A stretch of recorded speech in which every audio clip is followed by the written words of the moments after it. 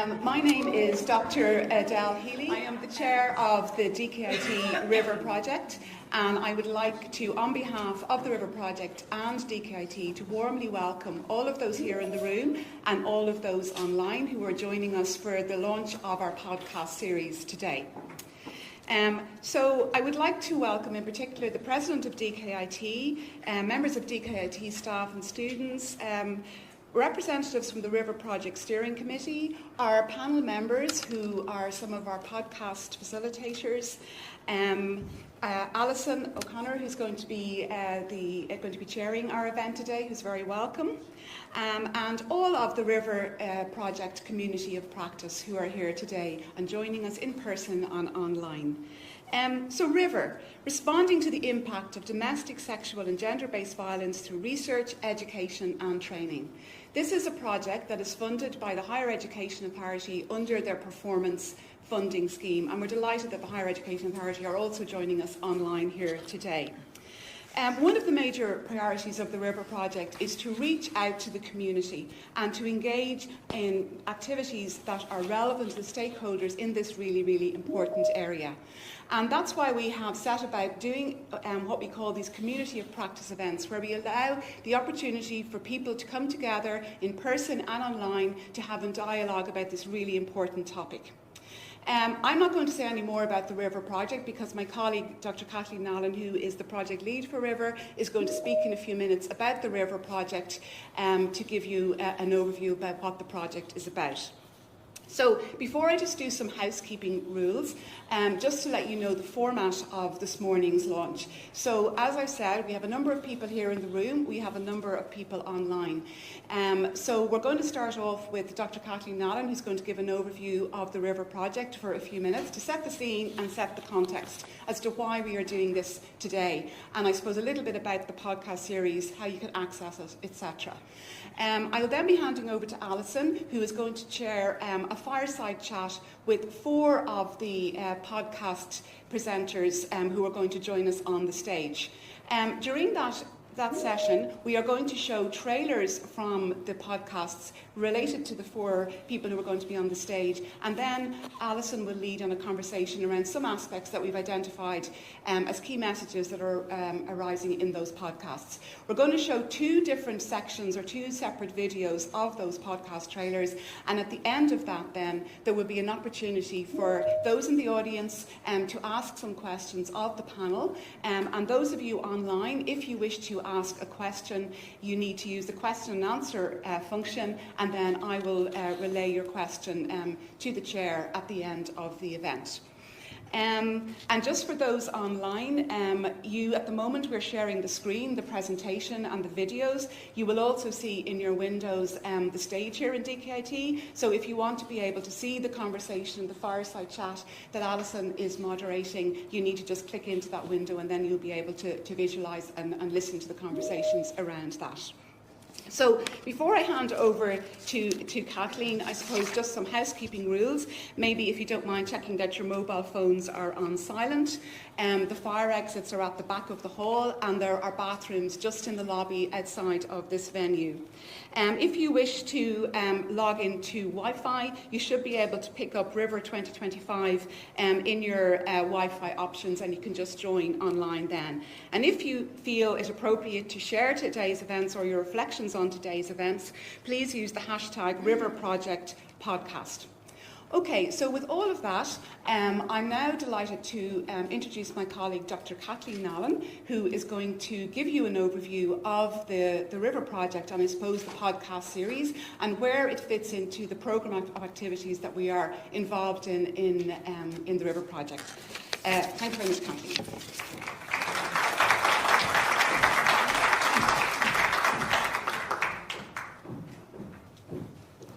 Thanks, Adele. Good morning, everybody, and you're very welcome to DkIT and to those joining us online on this lovely summer's day. We can even control the weather here in DkIT. So this really is just an overview, and I never thought I would have the day where I'd be saying for further information you can listen to my podcast. but that is the way it is now. So yeah, so there's a podcast in the can that I've done as well, just for further details. Okay, so the RiVeR Project, it's 2 years old. We're 2 years into it at this stage. As Edel mentioned, the RiVeR Project it came out of, it's as a result of funding we got from the Higher Education Authority. We got over €833,000 performance funding. And that was really on the back of a programme we've been running here, Level 8 accredited programme on domestic abuse since 2016. It was the first accredited programme in Ireland. So the RiVeR Project, its essence really is responding to domestic, sexual and gender-based violence through research, education and training. That three-pronged approach really are the pillars of the RiVeR Project. So certainly one of its most exciting and innovative outputs to date is this new podcast series which we're launching today. So I might just actually speak as we're here today launching the podcast. I'll just maybe talk briefly about the podcast first before I talk about some of the other work of the RiVeR Project. So the podcast series actually came about as a result of an education and training needs analysis that we did live here last year at our conference in January 2024. We'd asked the stakeholders what kind of education and training they needed in this area. And actually, podcast was one of the suggestions, because it's obviously podcasts are very popular, and now I think most people are listening to podcasts, so we think this is quite timely as well. So that came about as a result of that. So the podcast series, it will feature conversations with experts, advocates and victim survivors of domestic, sexual and gender-based violence, and it'll explore a broad range of experiences, challenges and innovative responses. So we're casting the net as widely as we can to capture as many perspectives and insights into domestic, sexual and gender-based violence. So that is the plan. So the podcast series, it aims to raise awareness, to share knowledge and to foster dialogue across communities and sectors in relation to domestic, sexual and gender-based violence. I suppose I'd particularly like to acknowledge those who have contributed thus far to the podcast series. And I think it's been quite remarkable. I must have contacted at this stage possibly 16 or 17 individuals, and bar none, all responded positively. So everybody had asked if they'd be interested in doing a podcast with us. They all responded that they would, which I suppose we're quite honoured that they placed their trust in us without having heard or seen anything that we had produced. So it's quite remarkable, but we're very grateful to them.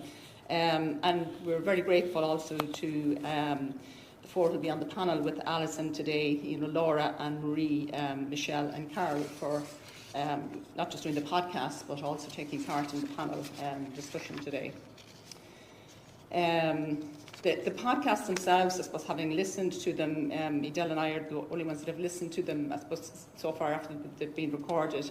And I think we're just both blown away by how powerful they are and how impactful from so many perspectives. When I was listening to them, I was listening critically, thinking, if somebody is a victim of domestic, sexual, gender-based violence, there is they get great, I suppose, strength and encouragement and suggestions from the podcast series.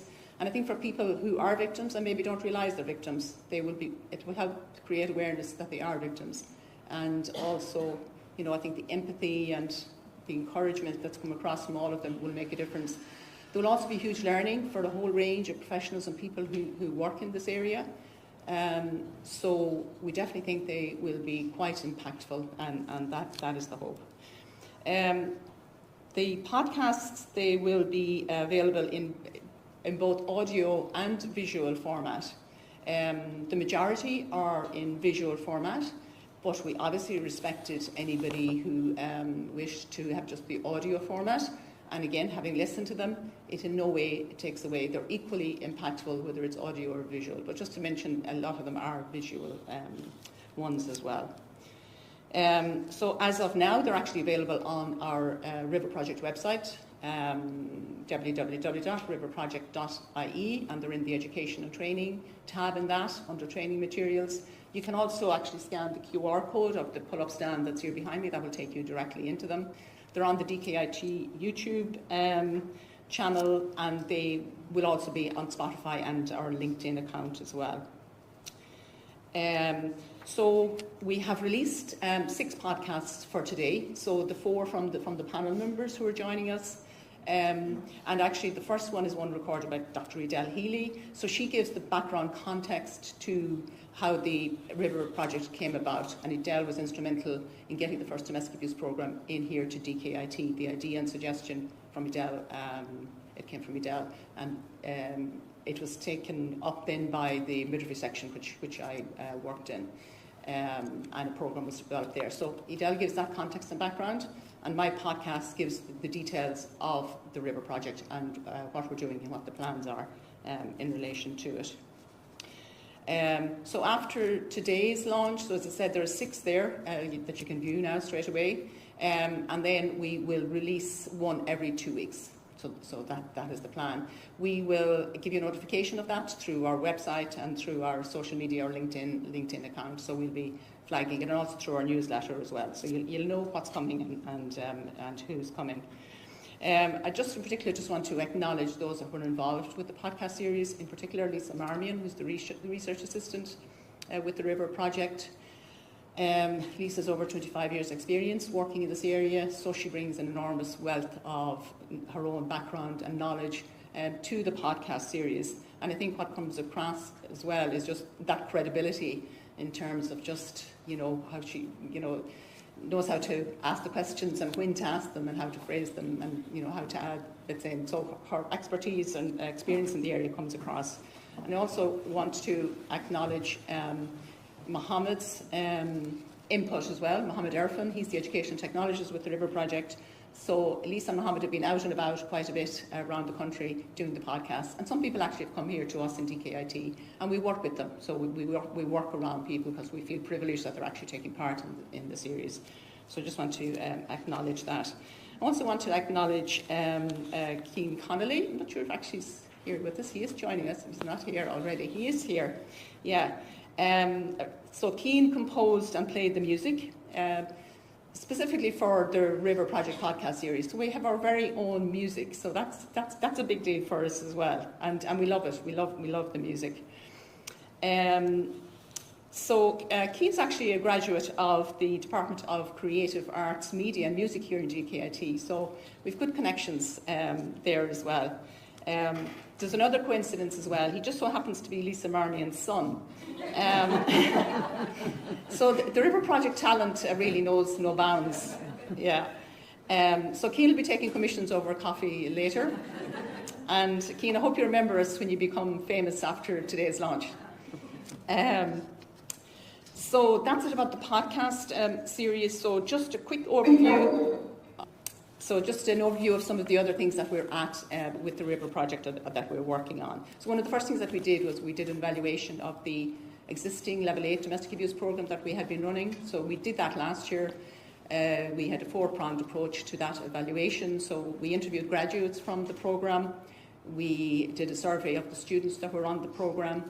And we also did a survey of the 15 facilitators who teach on the programme as well. And then, as mentioned earlier, we got feedback from our stakeholders at the conference last year in relation to education and training. So basically, when all that was put together and all collated, we actually developed a brand new programme, a brand new Level 8 programme. So it's a certificate in the fundamentals of understanding and responding to domestic, sexual and gender-based violence. We changed the title to reflect the third national strategy and the language currently being used in that area. So that programme started last September. We had 22 students on that programme. So it's a 13-week programme. And it's a blended programme, and then we have another cohort who started in January, also 22 actually on it, and they are finished tomorrow, and they're in here doing their assessments tomorrow. Hence, none of them, they're so busy studying, none of them are here physically, but I know they're online, so which is great. We offer, as part of the RiVeR Project funding, we offer 5 scholarships for each cohort, and that has made a real difference as well. So we're privileged that we can actually do that. We have 2 master students that we took on in September last year, and one of those master students will be doing an evaluation of this new programme, of 2 cohorts of this new programme as well. one of our aims was to develop and expand a community of practice in the area of domestic, sexual, gender-based violence. So obviously that's well underway. We have had 2 conferences so far. So we had our second conference in January just gone by, and we had 200 delegates here in this room at the time. In terms of the community of practice and some of the ways I suppose we're engaging those, we have a new designated website. We have our steering committee. We have 14 representatives from various organisations nationally and including in Northern Ireland, all with high profiles and expertise in this area, and then they link in with all their own community, which is fantastic. We have a 2-monthly newsletter, and we have a LinkedIn profile as well. And I suppose just to endorse the fact, community of practice and the collaborative nature of the project, we've actually been shortlisted for a national education award as best collaboration project. So Adele and I are out on our finery again this next week at a black tie affair in Dublin, no less. So whether we win or not, it's spreading the word, I suppose, and creating awareness of domestic, sexual, gender-based violence, and that's the most, I suppose, important piece of it. If we win, we'll let you know. Don't worry, we'll be we'll be on the websites, etc. We've also had a number of workshops and are planning some more. And one of those workshops will be in relation to an interactive workshop called In Their Shoes. So this has been a huge piece of work that we've been working on for the last number of months with an advisory group from the steering committee. And this is based on a workshop, or not on an interactive exercise called In Her Shoes. That's been used on our programme. It's been used in various organisations and sectors. We've used it on our Level 8 programme from the very beginning. So basically, it's where groups of 4 or 5 take on a character, a victim of domestic, sexual, gender-based violence, and walk in her shoes. And there's various stations set up around a building or wherever you create it.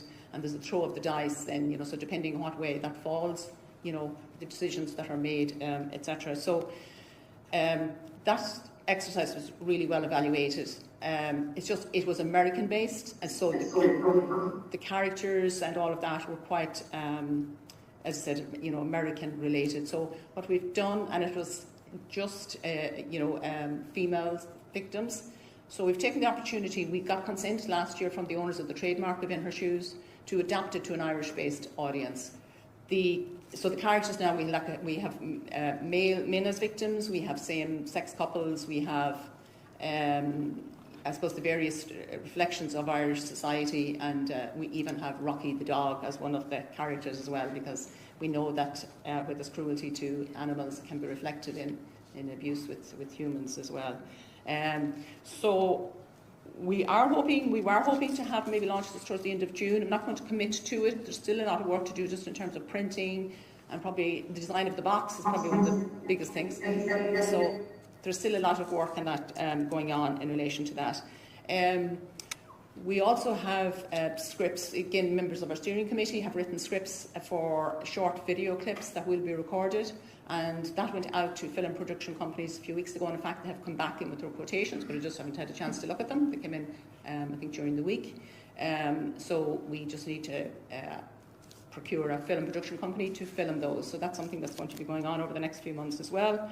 In terms of education pieces, we're working on micro-credentials, so small accredited units of study. One of them is in relation to coercive control. That's almost finished. We'll need to go for validation.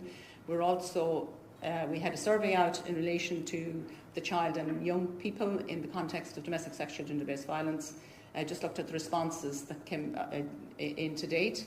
So 132 responses came in from a wide sector of society nationally, including secondary school teachers, whole youth services, a whole range of organisations, very broad net on that. And so it's great to see 132 responses, and I see 91% would like to do a micro-credential on that area in DkIT. So we're having our meeting on Monday morning at 9 o'clock, no less, straight after the bank holiday. So we're meeting to start work on that. We also we did a survey a few months ago in relation to a master's in this area of domestic, sexual, gender-based violence. It wasn't something we had committed to as part of the RiVeR Project, but it's something that became evident to us, and it's something I keep getting asked about. So we put out a survey to see if there was interest, and again, we got 144 responses to that. I forget the percentage, which was actually very high, who were interested in doing a master's in this area as well. So that's something we plan on looking at next semester from September on. Okay, so as I mentioned earlier, for any more information and further details of these, you can have a listen to the podcasts. I hope you enjoy listening to the podcasts as much as we have, and hopefully you will stay tuned to them. And, you know, hopefully they will, I suppose, make a difference as we move to, you know, together, or move closer to zero tolerance of domestic, sexual and gender-based violence. Okay, thank you everybody for listening. Thank you.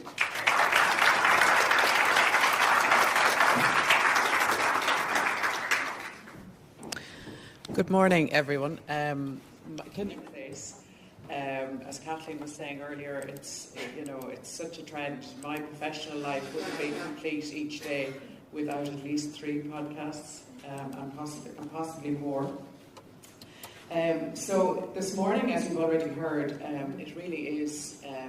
This is an exciting and informative initiative with most importantly the potential to save lives. So just to let you know, we're going to have a chat here with the panel and who have contributed to the podcast series. And after that initial conversation, there will be time for questions. And there are a number of people, as you know, who joined us online, so they will be able to ask questions as well. But I'm going to begin now by inviting members of the panel on stage, and we'll start with Dr. Michelle Walsh. Michelle is the CEO of Move Ireland, and she's the podcast with her colleague Lisa Brown. Michelle.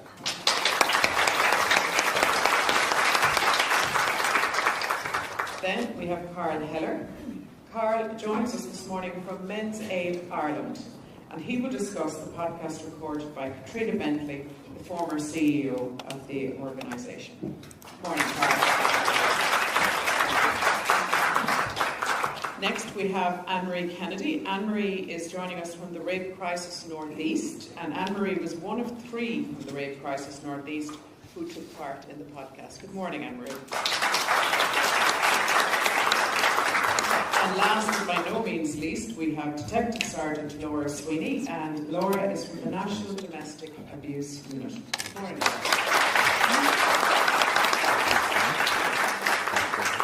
So we're going to start, I suppose, with a fairly obvious question that I'm going to put to each of the panellists. And Michelle, since you've been sitting down the longest, I'll start with you. Why did you take part in the podcast project? Why for yourself and your organisation? Well, I suppose for us we're quite niche in what we do, working with perpetrators. But I do come from a background of most of my working life has been working with survivors of domestic, sexual and gender-based violence, and I just think it's very, very important for people. For people to know what we do, how we do it. And for me, it's the missing piece of the puzzle, because we have so many, I suppose, strategies in place, so much that's there now to raise awareness around survivors and victims. But if we don't work at the root of the problem, we're never actually going to solve it. So for me, and I suppose my organisation is one that many people don't know about. They don't know that there's help there. Men don't know about it, so for me it was to raise that awareness. And I suppose that's just one area of it. There's so much more that needs to be done in terms of. Had you done a podcast before? Absolutely not. No, never. All right, Karl, put the same question to yourself. Thanks, thank you very much, Alison. I suppose I'll answer your second question first. I've never done a podcast. My nearest seeing a podcast is one of my favourites, is Roy Keane. So that's my nearest experience to a podcast. But the reason I'm here today on behalf of Men's Aid, I suppose, firstly, it's a great opportunity to collaborate with the RiVeR Project, DkIT. I suppose important to note that a lot of our team have undergone training at DkIT and taken part in the RiVeR Project's accredited training courses. We've also worked with the RiVeR Project in relation to the development of the In Their Shoes project. And we're very excited. We were involved in writing some of the scripts, and we're very excited to have been involved in that, and we hope to apply. You're telling me that you can't Okay, talk. sorry. Okay. We hope to apply some of the learning and some of the learning from the In Their Shoes initiative. So I suppose, Alison, today is an invaluable opportunity to be here, and to be here, if you like, in a kind of a coordinated community response with the RiVeR Project. And I think Kathleen has said it there, to create awareness that there are pathways to safety for victims, and that victims can see us here with the RiVeR Project saying that, giving that message. Great. Thank you, Karl. Annmarie, were you a podcast first time? I absolutely was. And to be honest with you, I've never listened to a podcast before. I listen to audiobooks, but yeah, not podcasts. So, like I said, I work as a counsellor, and I think I can say this about the entire team and our broader team as well, that we all endeavour to work in a very trauma-informed, survivor-informed way. And the podcast gave us a real opportunity to bring more life, I suppose, or to give voice to our practices and what we do. And so we were able to then obviously reach the learners, the professionals, and the wider audience now too. And that fits in really well, I suppose, with our values, about spreading and the understanding around trauma-informed practice. And like Karl said, it also has given us the opportunity to be part of a wider conversation, and here I am on stage today. Yeah. Laura. We're delighted to be asked, because I think certainly when you talk about Garda Síochána, the criminal justice system, I think for the vast majority of people, there's a lot of unknowns out there. It can be very confusing, and I was delighted, I suppose, to kind of bring people kind of through the challenges and limitations that exist, perhaps for an organisation operating within the parameters of the law, but also then having the opportunity to give the reassurance that actually, even with those challenges, there is so much that members of the Garda Síochána are doing and can do, and about acknowledging that actually our comprehension of domestic abuse and coercive control and gender-based violence has evolved significantly, and also that has been mirrored in our approach to it. So, and the idea of a podcast, I have listened to podcasts with GA Catfish, so, and the real Carrie J. Williams is the one I just finished. Someone, actually a victim I was dealing with, she actually said, Laura, you have to listen to this. So I just think that whole medium, for people, and I think it is moving away from the traditional educational formats, and that's targeting people, via a medium that they're comfortable with, that they can absorb, and not only from an educational perspective, but as everyone has said here, from a victim perspective or a friend and family perspective, going, there's somebody I know, somebody I can support, and kind of demystifying this whole concept that there is no, as Karl said, there is no pathways to support when there most definitely is. Yeah, I think this is just to say that point, that you could say to somebody, that a victim could just say, look, listen to this podcast, or listen to the, you know what I mean, that you're, rather than having to try and go in, if they're having trouble communicating or explaining. So as Kathleen said, there's a lot of really rich information in the podcasts. There's only two, herself and Lisa, the only ones who've heard of what I've heard, and the clips of that, there really is. And that there are several themes within them that keep emerging. So, but for this morning's launch, we're going to focus on two specific areas that came up, and they're capacity building, if you're looking at education and training, and then the second is innovative practice. So both are key areas of focus in the government's third national strategy, Zero Tolerance Against Domestic, Sexual and Gender-Based Violence. So to start, we're going to listen to a clip, a short trailer that will give you an idea, give you an insight into that theme of capacity building.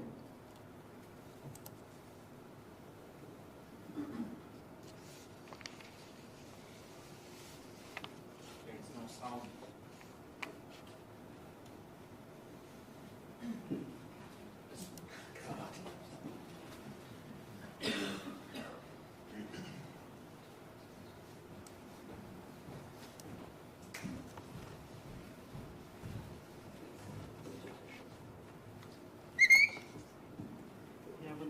technology gods decided to take against you.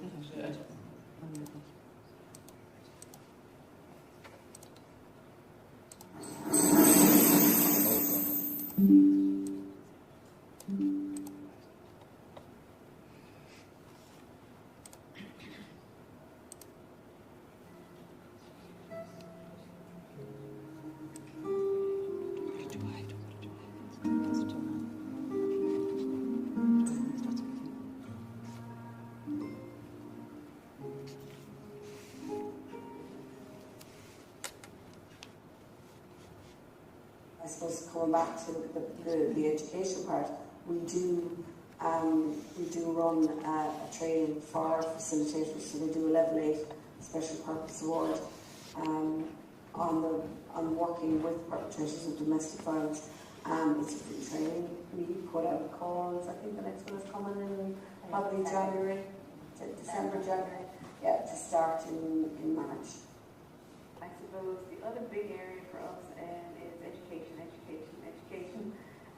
So we offer training workshops, and first and foremost, I suppose, it's to bring the lived experience of male victims of domestic violence, and we do it through the likes of yourself at the DkIT, and we lecture on your level 8, and we lecture as well in Trinity College and UCD, so we're very involved from the education,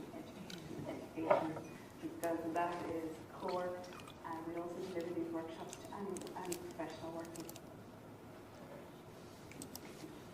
Okay, that's our first clip of the morning, and I'm sure some of those voices sounded familiar already. Laura. Sexual gender violence, homelessness. Sorry, it's just not finished. CNA provides consultation services to other professionals, such as healthcare workers, social workers, and educators, and offering them, the information and the advice on best practices for supporting survivors of sexual violence. And we also offer information sessions that can be tailored to the needs of different organisations, ensuring that the professionals are equipped with the knowledge and sensitivity required when working against violence.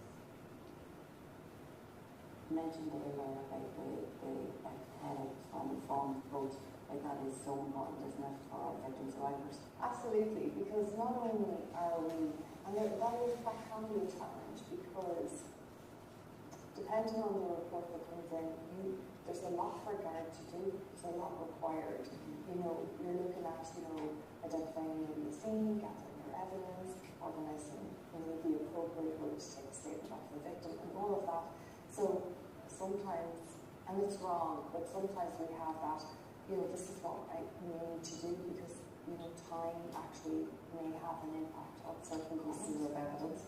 But then the other side of it is that we have to recognise that initial contact that we have with the victim and how we approach them will determine whether the victim remains, involved in the criminal justice process, because it can be really daunting and really overwhelming if you're dealing with someone who suffered a trauma. So it's the marrying of that, and actually giving the time to the victim so that they're able to process what's happened to them, but yet recognising that actually, unfortunately, just there's something towards you if we're looking for pursuing matters through the court.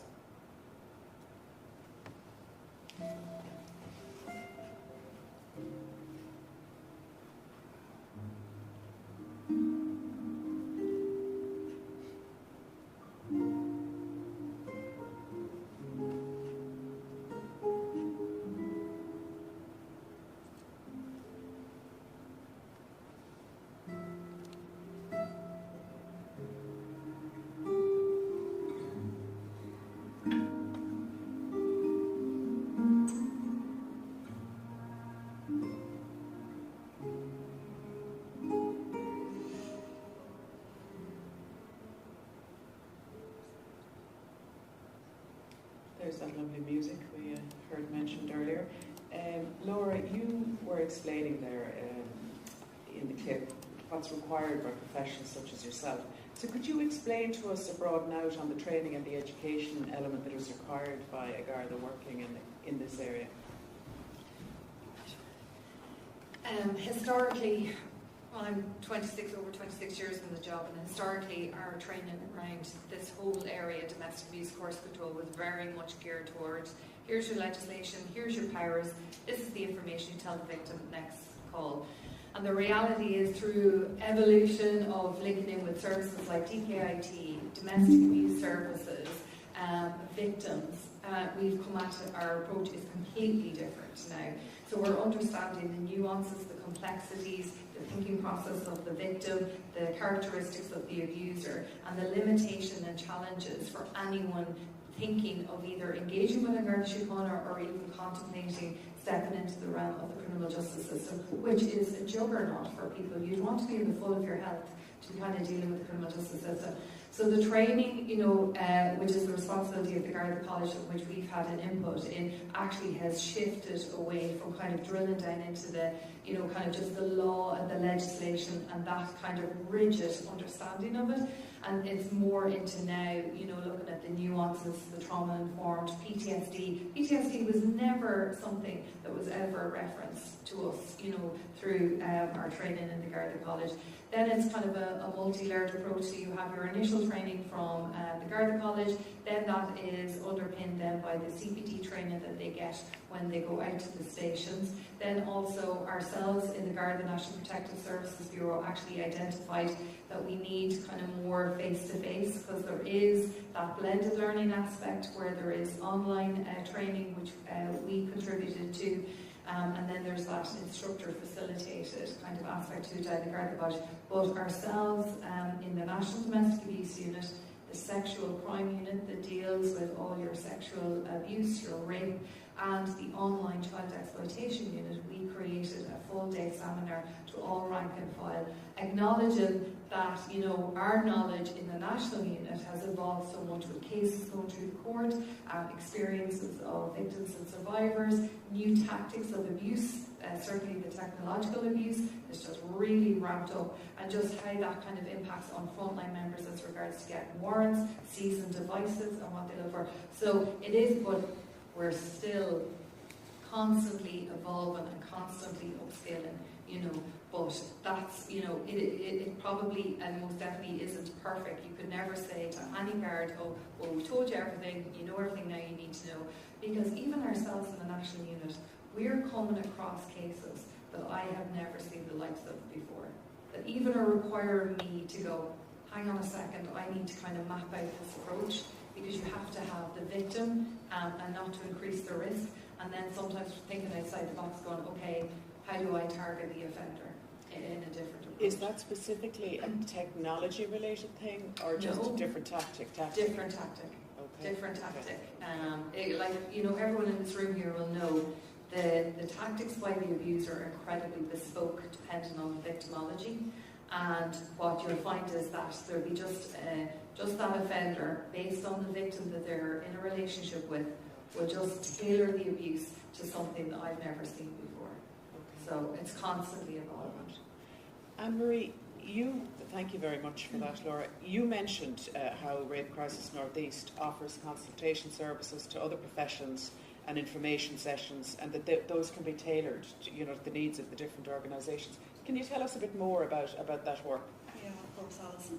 So just as Laura was talking there, I have delivered training to the DPSU, so the Division of Protective Services Unit, around working with survivors of sexual violence. That's of the Garda. Yeah. Division of the Division of Protective Services Unit. Yeah. So a lot of that training is around, as Laura mentioned there, PTSD and what that looks like. How a person might present with that, and so we would spend a lot of time around understanding that just because somebody might be coming across as being angry or annoyed, maybe they're actually in a fear state, and how to work with that.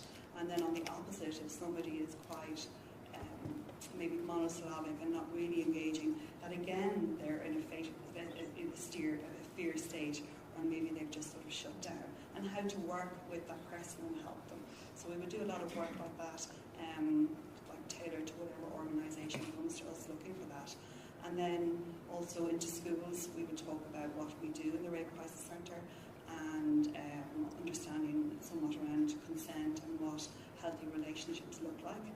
And then obviously I teach on the course here, and again that is around working with survivors of sexual violence. And then in terms of consultation, so if any professional in the field, be it a school counsellor or a private counsellor, maybe somebody's on a waiting list for services, but they're working with a private counsellor, they can ring us and have a consultation with us just around maybe their approach, rounding out their understanding of what's going on for their client, and we would do that with social workers, project workers in all organisations across the board. Thank you, Annmarie. That gives us a very good sense of the work that's going on. Karl, in the clip that we listened to there, Kathrina Bentley spoke about the lived experience of the male victims of domestic violence. I mean, I was listening, there was a figure that stood out to me. It said that Men's Aid average 8,000 to 9,000 contacts each year. So what I'm wondering is, in the work that you do and that Men's Aid does, how important is a victim-centric approach? The victim-centric approach is something, Alison, that has its roots in law. It's a requirement now in Ireland. In Irish law, we have victims legislation. We also have EU legislation, and the victim-centric approach was even affirmed as late as this time last year in EU legislation. We would be very conscious as we meet victims or as we talk to victims online, we would be very conscious that of the requirement to meet, as Laura articulated quite well there, to meet their individual needs, because each victim is different and each abuse might be different. So keeping in mind Dr. Melissa Corbally at Trinity has taught us, she's been a huge assistance to us at Men's Aid. So one of the things that she has taught us is the need for listening. So again, there Alison was talking about trauma-informed. All our team are trauma-informed. So we deploy empathetic listening to our victims. So as the victim sits in the room, I just take the example of sitting in the room in the courts where we're meeting 40% more victims year on year for the last 2 years. And interestingly, we're meeting 20% of our victims we're meeting are women. So we're certainly, the trauma-informed approach, the aim again, as to go back to Corbally, the aim again is to provide a comfortable environment. The trauma-informed training teaches us that we must have a safe and calm environment, because we know, particularly with the male victim, the experience is that they may sit in the room, there may be silence for some time in the room before they will articulate, disclose, whether it's partial disclosure or full disclosure or no disclosure. Sometimes they just want to talk around the issue rather than talk actually about the issue. So what we do is we have an options approach. In other words, we never. There's another researcher, a former policewoman in this area, Jane Monckton Smith, and her thinking is in the area. Most of her writing is in the area of control. So the thinking is that as we adopt this victim-centric approach, we don't want to become, if you like, the new controller and tell the man that this is what you should do, or you should do this, or you should do that. It's strictly an options-based approach. So what we'll do is we'll talk about the various orders that are available under Irish legislation, the various options that they, in regards to engaging with An Garda Síochána. We'll talk to them about how victim-centric An Garda Síochána are in their approaches, and that no pressure will be applied on them in that regard either. We'll talk to them about supports, the other supports that may be available to them as they go through this journey, deciding whether or not they're going to disclose. And what we'll do is we'll link them in then with our counselling. We have our own in-house counselling service at Men's Aid. And I suppose, I won't go too long, but self-care then is a big part of what we do as well. But look, it's as Laura says, there are other more serious and pressing, if you like, in terms of disclosure of crime. So our ears are constantly alert to issues that we would categorise, I suppose, as dangerousness. So there may well be situations that may present in the room where someone may disclose that something extremely dangerous is occurring, and we would have to act. There may also be child protection issues disclosed in the room, so we would engage with TUSLA through Children First. And our whole aim, ultimately the aim, is to bear in mind that we're seeking to find pathways to safety. The victim may or may not be ready to disclose. So with that in mind, we may introduce the idea of safety plans to try and assist them get through a difficult period or a difficult time in their life. Can I ask you briefly, Karl? Just you mentioned some statistics there. Can you just? I think you said 20%. Would you just give us that again, if you would? Yeah. Just looking at the statistics there, the last couple of days, Alison, there in 22 we engaged with just over 9,000 male victims, and that, believe it or not, was a 70% increase on 2020. Now, many people attribute that to the COVID pandemic, and victims, all victims found themselves in difficult situations, living at home, not being able to get out, and so on.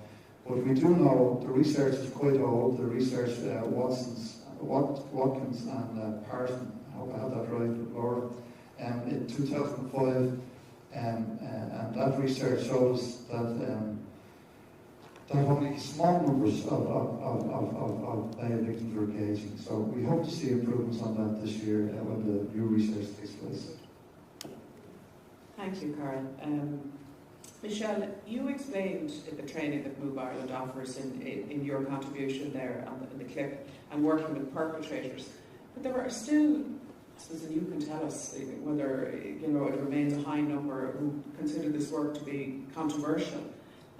Is it difficult to get people who will do the work with the perpetrators, and are perpetrators keen to get involved? Maybe you just paint us a picture of that. Thanks, Alison. No, it's not actually. I think that there is a real shift happening in the last couple of years. For instance, we put out a call for facilitators in December, early January of this year. And just for our organisation alone, we had 14 spaces, and we had upwards of 70 applications for people wanting to come on board and facilitate and train with us. So has that just changed recently, or has there always been that level of interest? I wouldn't know too historically how much it's changed. I've only been with Move for the last 18, 19 months. But I would have been involved, obviously, in the selection process for the year before. And again, we would have had maybe 10, 12 places where we were looking to fill. And we would have had maybe over 30 applications at that point. So, yeah, it is. And like that, now I recently interviewed therapists for our counselling service. And again, we had, for 4 places, we had over 30 applications. So there's a huge... So is the view that I articulated then an old-fashioned one? I think there's a stigma and a shame around, or there's definitely a stigma around working, or has been a stigma around working with perpetrators, and it's one of those areas that we don't particularly talk about too much, but I do think that it's changing. I do think that a lot of professionals and a lot of people in the sector are realising that you do have to work with perpetrators. For instance, we would have, like our ethos and our organisation, what we're there for is the protection and safety of women and children. That's what we do, that's why we do the work. We have an integrated domestic abuse support team, we have therapists. But I suppose, like, even if you look at the professionals that are coming to us, most of them are coming from social care, they're coming from probation services, prison services, and they see, and they're coming from social care situations where they're working on the ground with women, and they see the need for the work that we're doing. And how is the training? They're coming from those areas, they're obviously trained in those areas. How is this training different? What do those trainers need to be aware of? So realistically, our you know, what happens with our facilitators is there's very similar to what happens with the DkIT RiVeR Project. We have a number of online sessions, and then they do 2 residential midweek trainings. And the focus of our training is looking at how you hold somebody accountable, but at the same time you can empathise with what they've done. Because obviously if you go too heavy on moving somebody to a position of shame and guilt, you won't elicit any change. So our facilitators, we're training them on trauma-informed practice, self-care, vicarious trauma, because obviously they're hearing some horrific stuff. But at the same time, the core of our training is when people come onto a MOVE program, it's based around 6 different modules on the program. So we put a man through each of the modules, looking at things like respect, sexual respect, emotional intimacy, gender, parenting.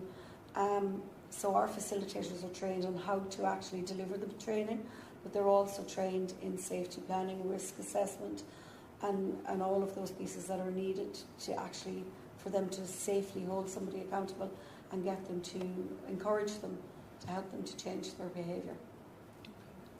Thank you. Just briefly, before we move on, Laura, I wanted to ask you, you mentioned I think you said there was a day's training offered to all rank and file. I presume that was online.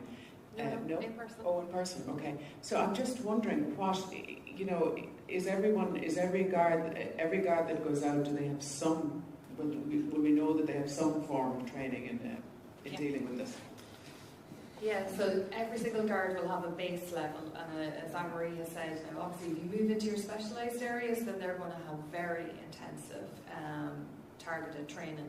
But every single member is going to have a base level of training in the college, not only from a legislative point of view, but also looking at your victim and your offender, your child protection issues, etc. And then we come along, and then so the in-person seminars that we hold every single month are geared towards building on that. And then we look at, so we speak about from the National Domestic Abuse Unit, we talk about the course of control, domestic abuse, challenges that will be faced by a victim, tactics involving the abuser, getting guards to think a little bit outside the box. Because the reality is, you know, drunk and disorderly in a public place, I have a power of arrest. In a domicile home, I may not have that power of arrest. And getting members to think, you know, if I, you know, push someone, I don't have a power of arrest. If I slap on someone, I do. So just those little kind of working within creativity around that kind of law and legislation, and then we build on it. But also then we're seeing overlaps between my colleagues in the sexual side of the house, because the reality is that there's domestic abuse within the home, there's sexual abuse within the home. You know, our National Child Protection Unit, because there's massive child protection issues, and then also looking at then our online colleagues, they look at, you know, kind of that online element, and so it's kind of a blended. Basically, we targeted the 3 main subject matters that uniform members are seeing hourly in Ireland. You know, not even daily, hourly.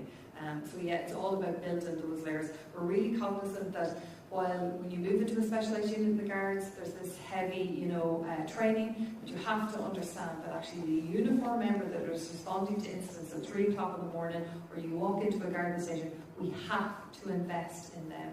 We have to invest in their training, because we know everyone's talked about that first contact.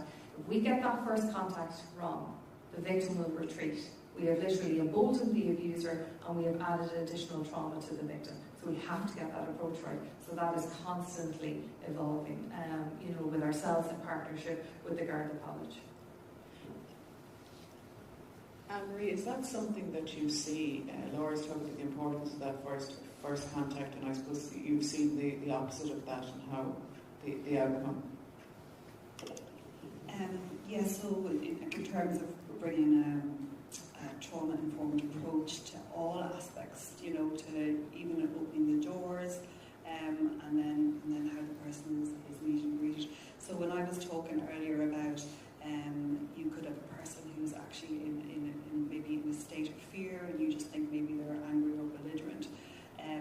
It's about how do we bring trauma-informed practice to that, so that the person isn't triggered into that state. And so service, then afterwards they'll talk maybe about how you made them feel. They might not necessarily remember everything you said, but they'll talk about how you made them feel. And like our understanding of healing in general is that it happens in relationship. And it's not just in the counselling room, it's in all of those relationships, across all the services that they come into contact with. Thank you. We're going to move on now to and play our second trailer this morning, and that'll give us an insight into what I mentioned earlier about innovative practice in the area of domestic, sexual and gender-based violence in relation to the various organisations that are involved.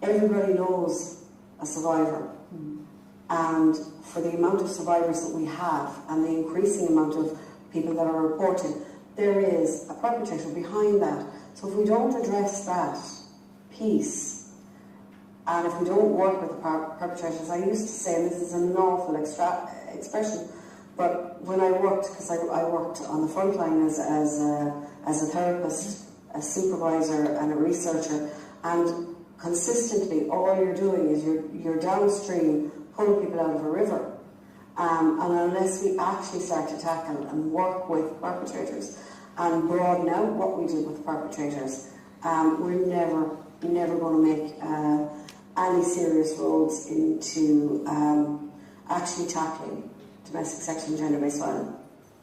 We are in a formal partnership with Trinity College, so that all of our data that's here and it's gone through the ethics boards, etc., that when it's shared through Trinity on behalf of Men's Aid at the European Conference, or last year the conference in Canada, next year please God Barcelona, etc., and any talks that we do, that they are backed and they're ethically approved then, and they're evidence-based research, which is vital, hugely important, hugely. And please God, Melissa will grow her team and more research will come out, because that essentially they're the golden nuggets to help us and inform us of where the needs are and the greatest needs are as well, and how we can support the victims, victim-centric. Whether we're in the legal, medical or therapeutic professions, we need to ensure that survivors feel heard, validated and empowered to make choices that are right for them. Our work is not just about responding to crises, but about being part of a broader societal shift towards recognising and addressing the roots of domestic, sexual and gender-based violence. When I remember speaking to Garrett a few years ago, a phenomenal investigation, 3 separate books about it, so basically, or your files, 3 separate files for which the DPP file. The DPP has to read all the file, all the evidence, all the statements, and give a direction. And I remember kind of speaking to her about her approach, and she said, I moved at the pace of the victim. That was, that might have jarred with the pace of Sergeant Laura as an organisation saying, okay, why isn't this incident maybe being included? It may be jarred with maybe DP saying, okay, we'd actually like to see a full picture of what's going on, not 3, files provided in separate times. And she just said, no, I stay true to the victim. She said, I followed the case of the victim.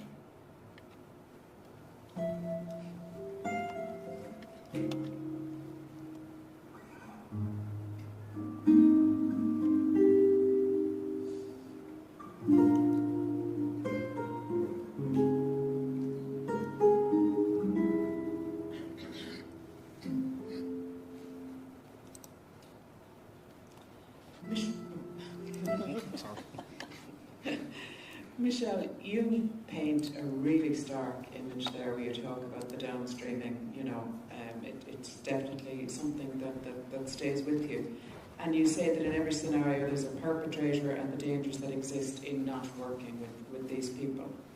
So talk to us a bit about what happens when you don't work with these people, when you leave the perpetrator out of the picture. I think,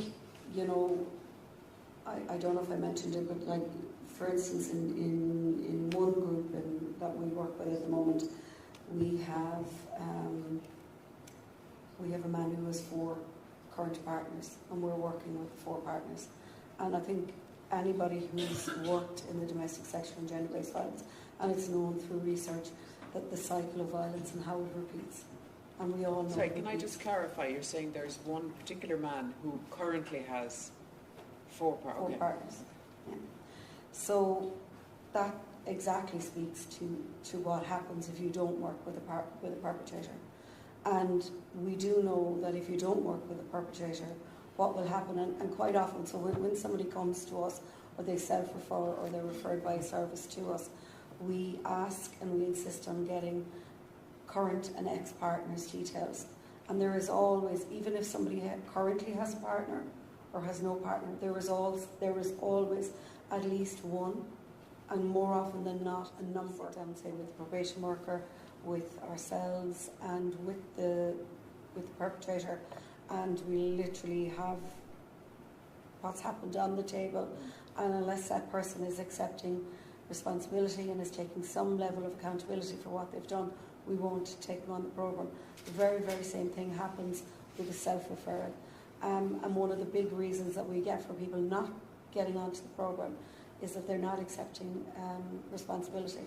And what we generally find then is we'll have a high rate of dropout at that particular time, but generally within a couple of months we'll have that person on the phone again, and we'll have, I actually didn't think I needed it, I was denying or I was minimising what we do, but now what I was doing, but now I'm back and I actually really, really need this. We also work with probation. We're actually developing a programme with them at the moment to train the probation officers to work with that minimisation and denial, so that by the time they get to us, they're actually more group ready. So. And can you talk to us a bit about just the success levels? Success is absolutely amazing. Like, we don't have many Irish stats at the moment. We have started, since I came on board, doing pre, mid and post evaluations. So we will have evaluations in an Irish context, hopefully by the end of this year. But if you looked at things like Project Mirabel, which looked at the effectiveness of perpetrator programmes in Ireland, and actually Louise Crowley did some work a couple of years ago looking at the effectiveness of perpetrator programmes, which was, gave some amazing results as well. But basically Project Mirabel will tell you that if you have somebody coming onto a programme and we have maybe a 60-70% risk of domestic violence, that reduces to 2% post-programme, and in sexual violence, if we've got like 30%, that goes to 0. So when somebody does engage, there's a huge benefit to be had, and that's seen in the knock-on effect then of the people they're in relationship with, their children, how they parent, and how they move on through society. And it's actually part of our third national strategy. It's under the pillar of prevention. We really, really need to do this work if we're going to make a difference. Those are rather startling statistics, all right, they really are. Yeah.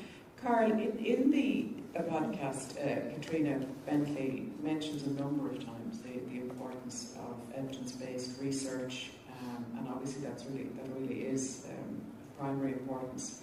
And we can see that done with the work by the RiVeR Project. And Kathrina also mentioned this term that stuck with me. We talked about the golden nuggets that can come out of the research. So I'm wondering, what golden nuggets that come out of research would go when you run workshops. So the evidence that you're bringing to those, what are the things that work and that are effective? Golden nuggets. I suppose I look again to Melissa Corley from Trinity College and her research.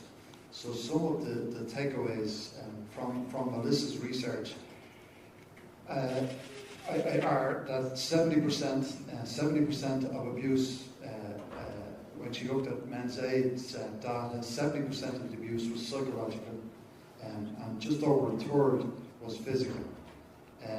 That also coincides with the COSC research from 2005 that said exactly the same thing.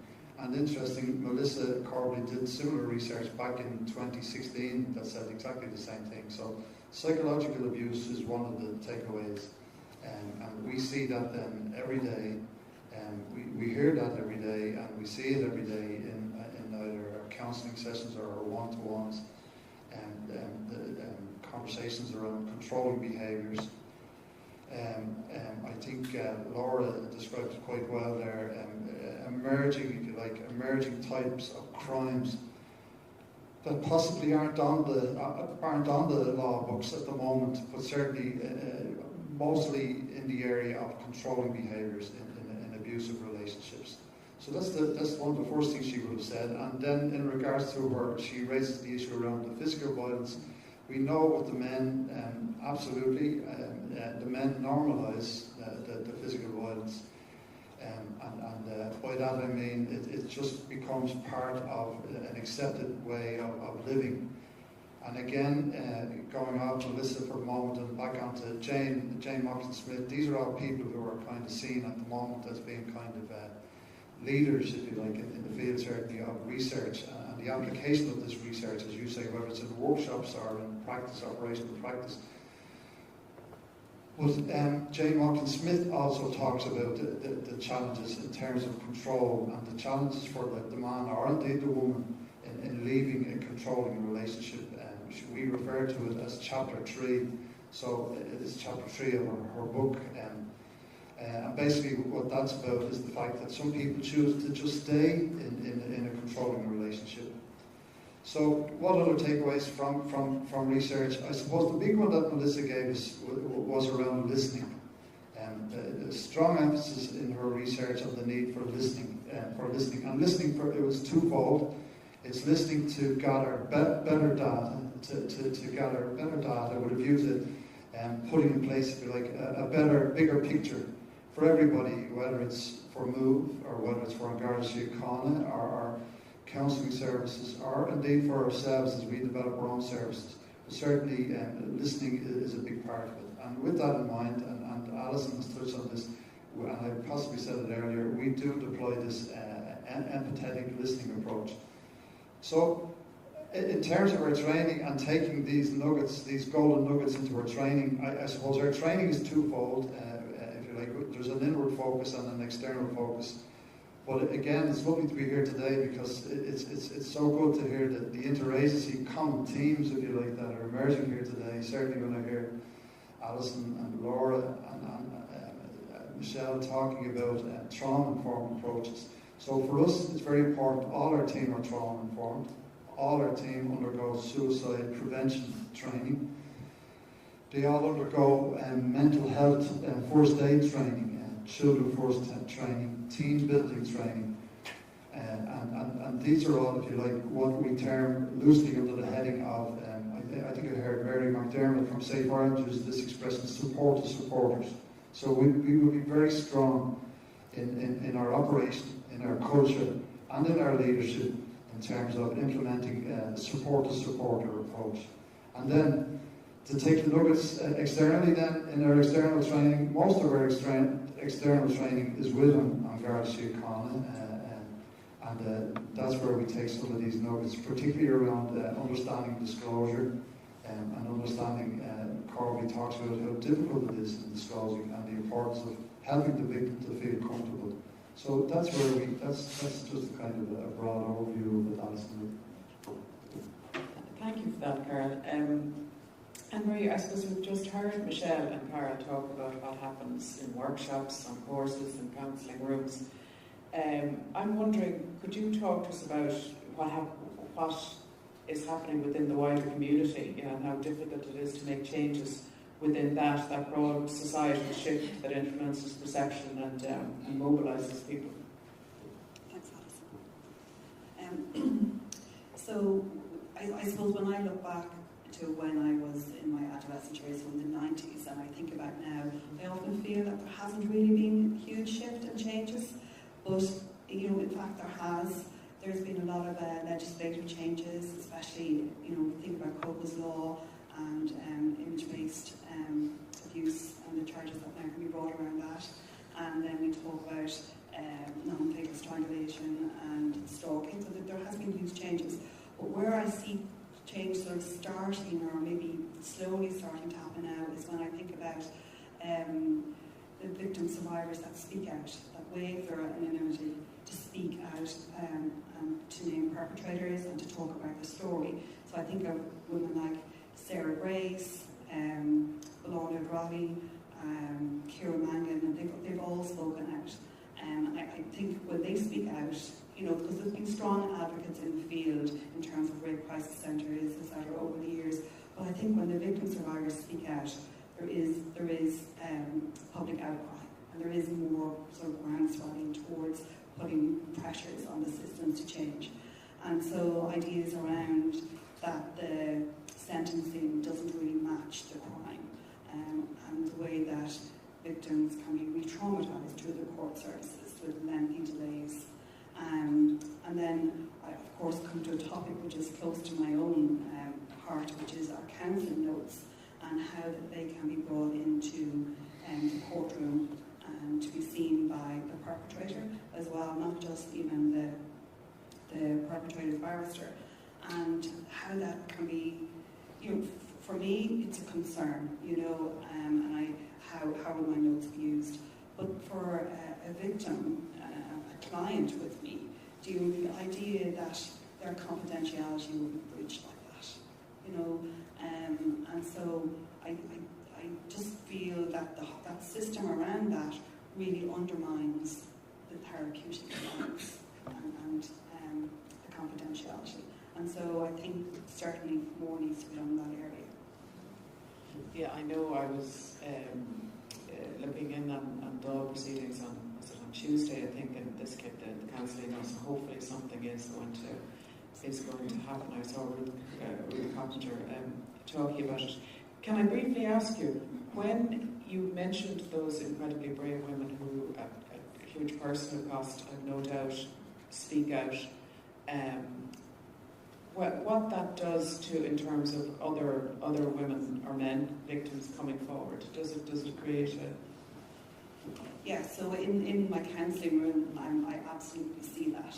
It gives them, you know, a great sense of solidarity and great strength. And, you know, when they are in the media and then we meet clients, they will always talk about what they've just heard.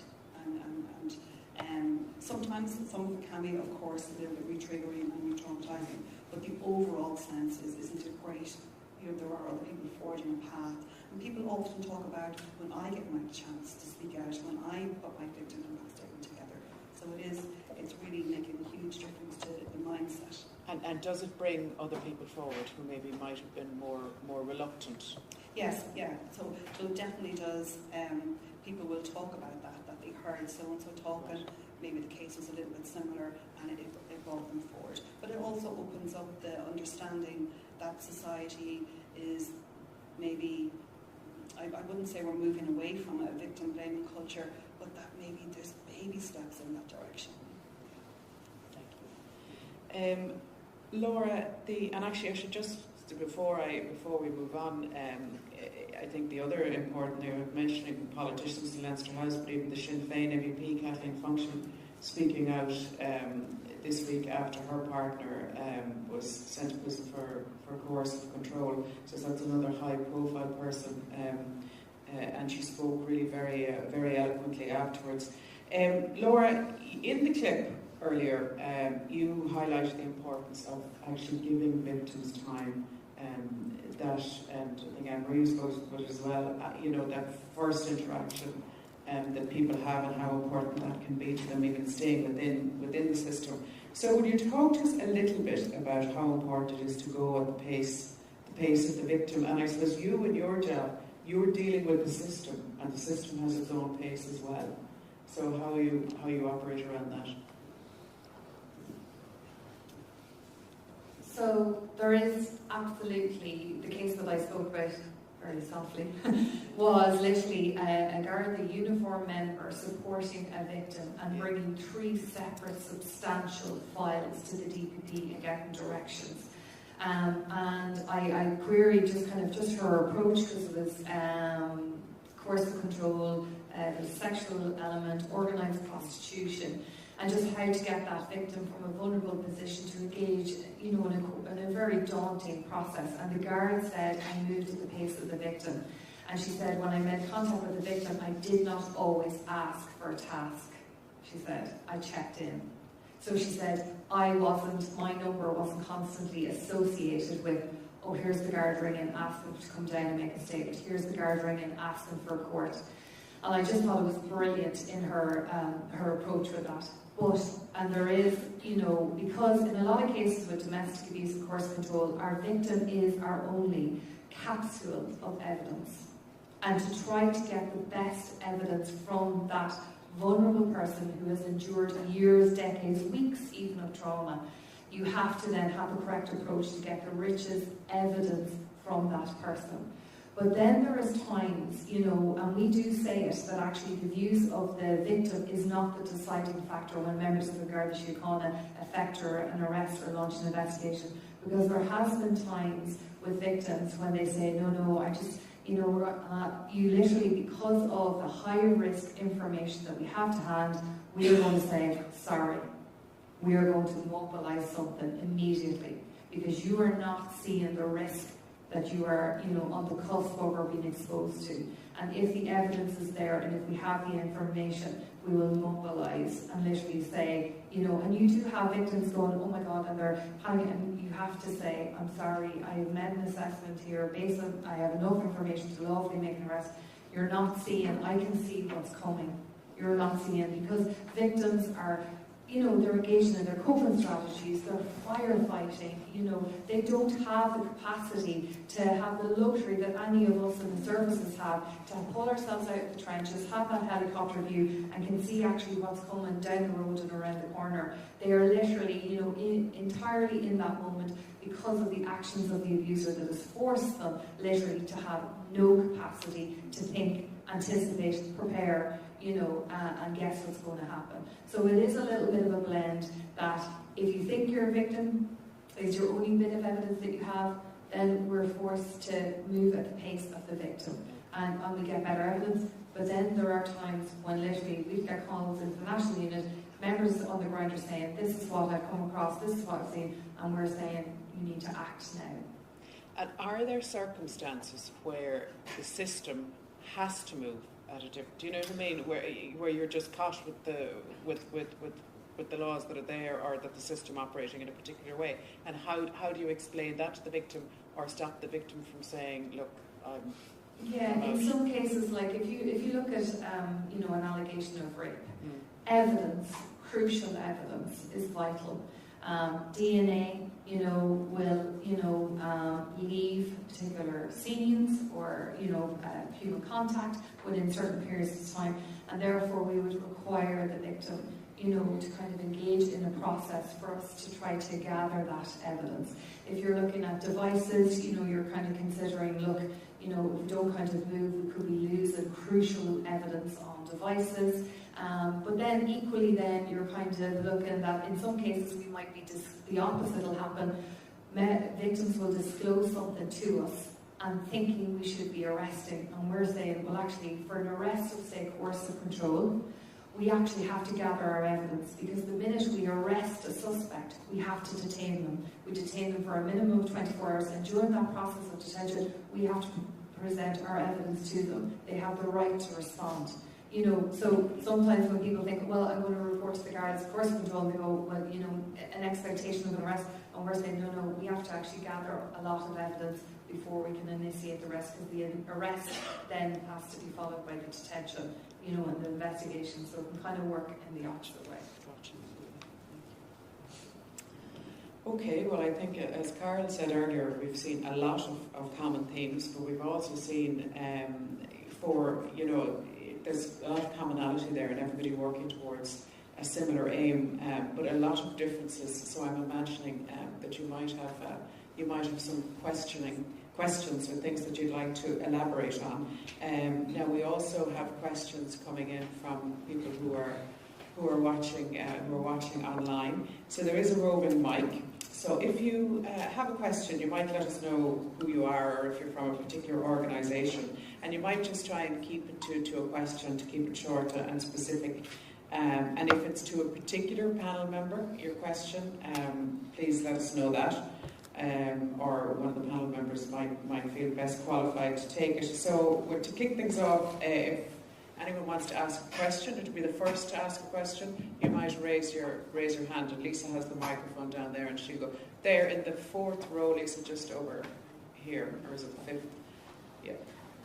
Thank you.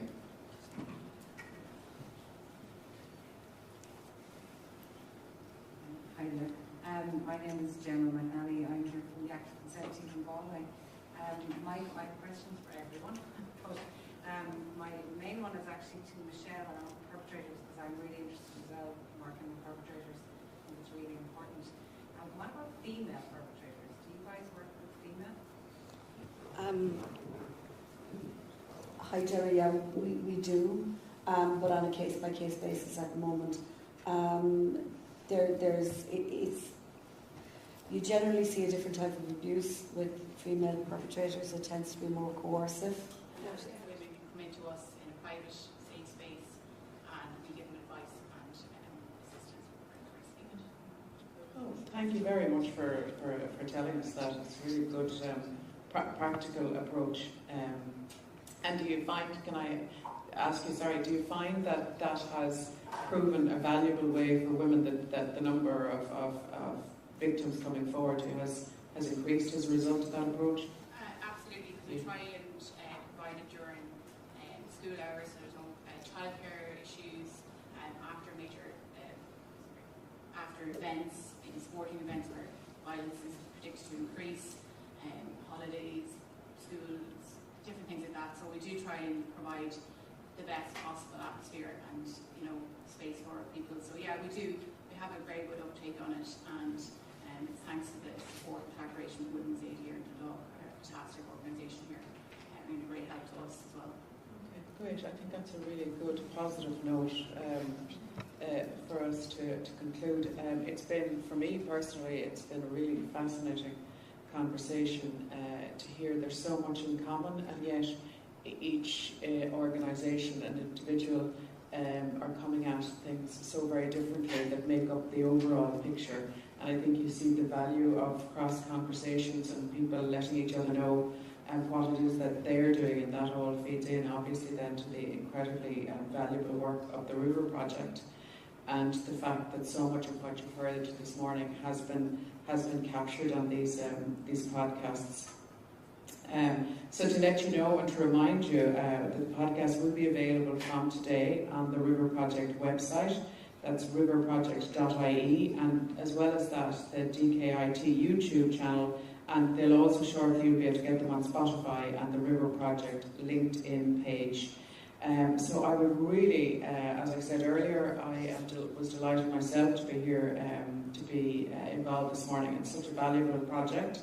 And I would like to thank very much for their really incisive and really informative contributions, Michelle and Karl and Annmarie and Laura, and who I think you will agree combined to make a really, really interesting panel discussion. So all that remains for me now is to invite everybody for a cup of tea or coffee and a little bit of networking, and thank you all for listening so attentively.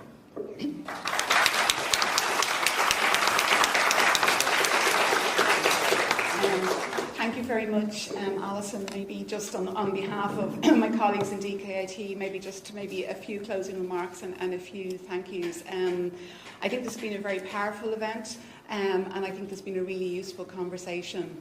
And I think what we wanted to do today was, I suppose, to kind of showcase what we think is the importance of these podcasts and how they can contribute to the conversation around domestic and sexual gender-based violence. And I suppose there was two kind of statements that are resonating with me as I listened. I think it was yourself, Laura. We need to create a space of safety before a space of action, which is that's really important. And then I think was an answer. There's a question from the audience: what can we collectively do together? And I think collectively we need to maybe look at how we can do that. The word education has been mentioned a lot, the word training has been mentioned a lot, the word research has been mentioned a lot, and that's, I suppose, what RiVeR is about fundamentally. So I think this podcast series, as Alison has said, is, we hope, going to be a very valuable resource, and I hope you will take the time to listen to them. I have listened to all of them actually, and you learn something new every time you listen to them, and to get the different perspective of all the contributors is really insightful. And you can even see from the conversation this morning that the different perspectives are really important, because it's addressing that, what can we all do collectively. And I'm seeing Joanne here in the audience from the Loud Children and Young Person Services Committee, and this is where RiVeR all began, and that committee is all about people working together, and it just shows when you get people together that you can actually make a difference. So I would just like to finish with some thank yous. I'd like to thank Alison for your excellent facilitating of today, and for guiding the conversation and your insightful comments. I'd like to thank the 3 participants on the stage who I think have given of your time. I know you're all in really busy frontline professions, and you've taken this time this morning to share your insight, and that's really, really acknowledged. All of the podcast facilitators who aren't here today but will probably listen back to this video online, thank you so much for your time. Thank you so much for being so generous of your time, because it's really, really important that we can have this important dialogue. For my own colleagues here in DkIT, the RiVeR Project team, I'd like to thank Dr. Kathleen Allen, the project lead, whose passion and commitment drives what this project is about. I would like to thank Mohammed and Lisa, for which today is a really proud day. They have put so much work into producing these podcasts, meeting with a wide range of stakeholders, and producing a series which we think is going to be invaluable. So I think that needs to be acknowledged. Also within the team then, Fiona, who's provided support in organising this event, and the colleagues in the School of Health and Science, Dr. Maura Maguire, the head of school, and all the rest of the project management team who are behind the organisation of this project. Also then to colleagues in DkIT in the support services who have helped us in arranging today's event. And I just want to remind you all, we've had some very, I suppose, detailed conversations today, and some of the topics may be triggering to those of you participating. So just to remind you, on the RiVeR Project, there are signposts to different support services, just to make you aware of that. So with all of that, I'd like to close the podcast launch. For those of you who were joining online, we apologise for the technical difficulties, and the video is going to be made available to everybody after the event. And enjoy the podcast and enjoy the coffee. Thank you. I think today was a fantastic opportunity to get out there the information and awareness around domestic violence, and I think this podcast can really bring it to a wider audience. The importance of today is that it actually happened, that there was a gathering of people here from different services that support people impacted by domestic, sexual and gender-based violence in this locality, community and the area, but it also went out nationally. Anyone who was interested could attend and hear what's happening on the ground and what's available to victims of domestic, sexual and gender-based violence. In terms of information, it was educational, it was informative, and it gives you hope that there's a lot of work going on, and it's an opportunity to make all that stuff known to people. The people who need the services need to know about it. The people working with the people who need the services need to know. And that's what I think today was all about. Amazing opportunity to actually put out there what is available, the work that's been done, and hopefully there'll be many people who'll benefit from the time today. And one last question. What message you want to give to the people specifically about this podcast launch day? Like why people should listen to it, or should they or should they not? Oh, they absolutely should. They absolutely should. The nature of the podcast, as has been said during the course of the day, you can listen to it on your way to work, on your way home from work. It's how people get information these days.